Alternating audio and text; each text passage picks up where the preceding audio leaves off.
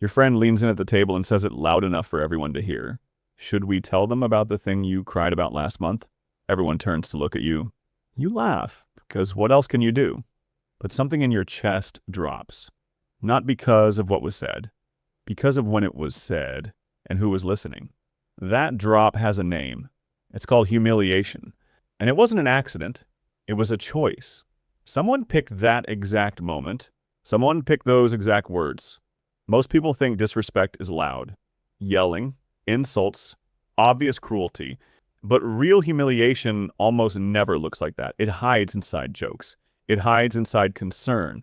It hides inside one sentence, said at the perfect moment, in front of the right people. The most dangerous people don't attack you. They shrink you. Publicly. Repeatedly. Humiliation isn't really about what they say to you. It's about what they make everyone else watch you feel. And because it's subtle, most people never even clock it happening. They just walk away feeling smaller, with no idea why. By the end of this video, you won't fall for any of them again. You're about to learn 5 tactics disrespectful people use to make you feel small. Once you know what to look for, they're impossible to miss. And once they're impossible to miss, they lose their power over you. Let's start with the one almost everyone has experienced, but almost nobody names correctly. Number 1, the joke. That isn't a joke. You're in a team meeting. Someone jokes. Let's not give the budget to them again. Remember last time? The room laughs. You laugh too, because what else can you do? For a second, you want to say something back, something sharp. Instead, you smile, because that's what you're supposed to do. Most people laugh along to avoid looking sensitive. They swallow the discomfort and move on. Every time you laugh along, you teach them the joke worked. So they use it again and again. A real joke makes everyone feel closer. This kind of joke makes one person feel smaller. That's the difference. If a comment leaves you a little quieter after it, it wasn't funny. It was aimed. Humor is a shield. If you react badly, they say, it was just a joke. Relax. Now you look sensitive. They look innocent. Some people reach for jokes because a direct insult feels risky. A joke lets them say the sharp thing without ever owning it. Don't laugh it off. Don't get angry either. Just say it plainly. That's not something I find funny. No emotion in your voice, just a fact. Watch how fast the room changes. You are not the person who quietly accepts being the punchline. You are the person who calmly names what's happening. That alone changes how people treat you. You just handled tactic 1. Not every attack sounds like an attack, though. Some of them sound like someone who loves you. Number 2, fake concern. You share an idea. Someone tilts their head and says, "Are you sure you can handle that?" Their voices are soft. Their faces look worried, but something in your chest tightens. Most people start explaining themselves. They try to prove they're capable. The moment you start explaining, you confirm their doubt. Now you're the one who looks unsure.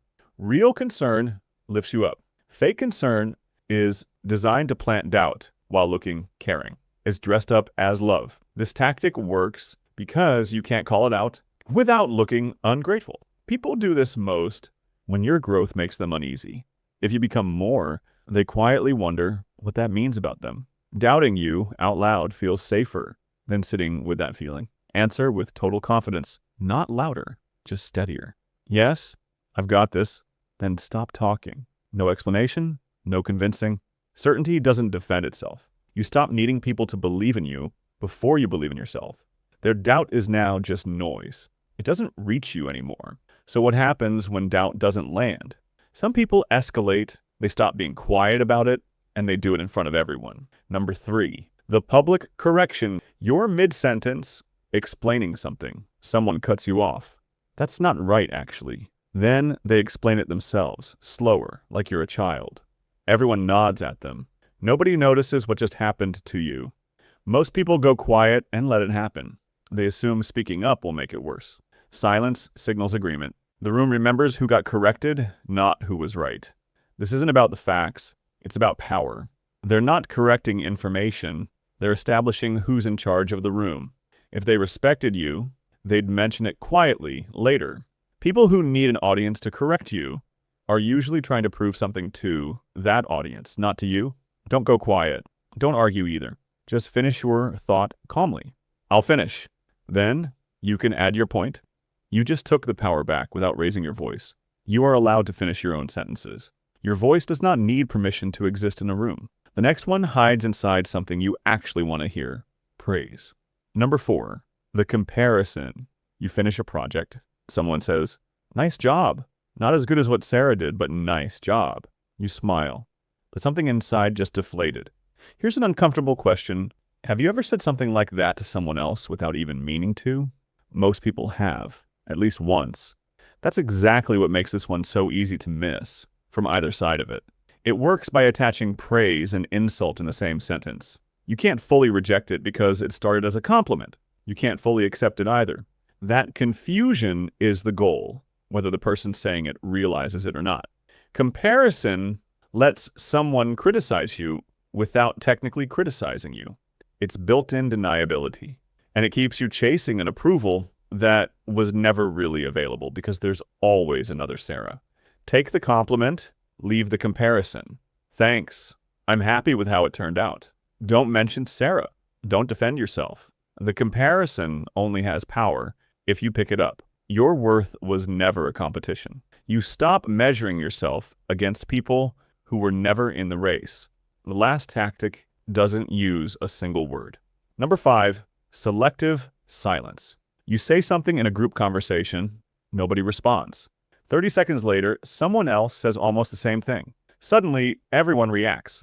Most people repeat themselves louder, or they quietly decide their opinions don't matter.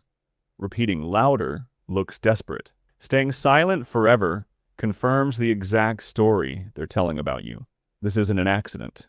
Ignoring you on purpose says, without words, that you don't matter here. Silence leaves no evidence. Nobody can accuse them of being rude. It costs nothing and risks nothing. That's exactly why people who don't want an honest conversation reach for it instead. Don't chase the reaction. Don't repeat yourself louder. Name it lightly without anger. I said that a minute ago, but go ahead. Said once, calmly, it lands. You stop making yourself smaller to be noticed. If a room can't hear you, that's a reflection of the room, not a reflection of your value. 5 tactics. The joke that isn't a joke. Fake concern. The public correction. The comparison. Selective silence. None of them looked like disrespect at first. That's exactly why they worked. But now you see the pattern underneath every single one and the reason behind it. And once you see both, they lose their power over you.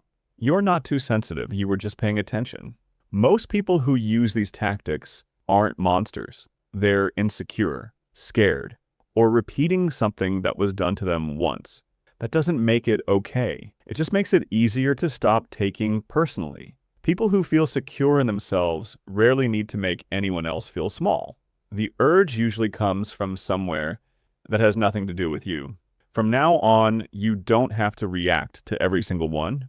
You just have to notice. And noticing is enough to change everything. So here's something to try today. Next time someone uses one of these tactics on you, don't react right away.